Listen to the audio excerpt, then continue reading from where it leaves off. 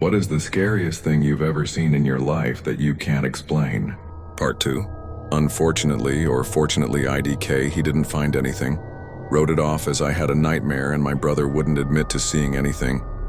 So I took the blame and was told to quit messing around, go back to bed, typical parent response, etc. Well, later that night, maybe an hour or so after I begged my parents to let me sleep in the living room because leaving the house wasn't an option and still being refused, I was made to sleep in my room. So again, my brother and I are in our room with these floor-to-ceiling windows. We are just completely rattled. We are both huddled in his bed, staring out the windows when we see this thing come walking along the chain-link fence on all fours, and the fence only comes up to its mid-shoulder, so this thing is huge. It sniffs the ground, does a few circles, and then hops the fence into the backyard like it's nothing.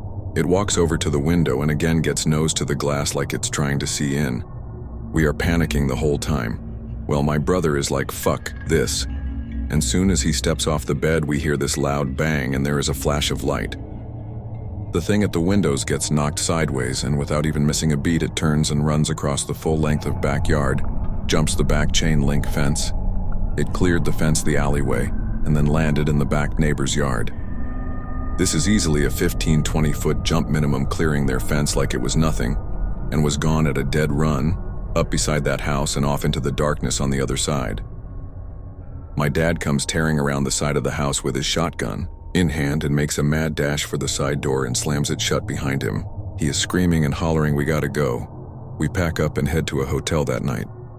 My mom absolutely refused to believe we saw what we said we saw, and we only lived there for about 6 months.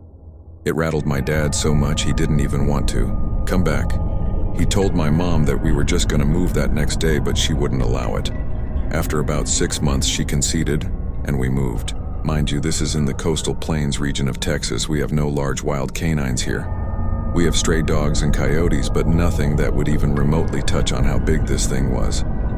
My dad swears he shot that thing with a slug from about 15 feet away with his 12-gauge shotgun right underneath its left arm, hitting it in the ribs where its vital organs are. And nothing. It just ran off. He said the thing that freaked him out the most was that when he saw the thing jump, the fence it walked towards our window crouched but still on its hind legs. It wasn't walking on all fours, and then when it got to our window it stood up straighter, and he could tell that while it looked like a dog, its body was shaped wrong. He said it looked like a really stocky person wearing a dog suit, but he could tell it wasn't a suit. Also that when it was walking in circles sniffing the ground before coming into our yard the second time, it wasn't actually sniffing the ground like for a scent. It was staring at our window with its face to the ground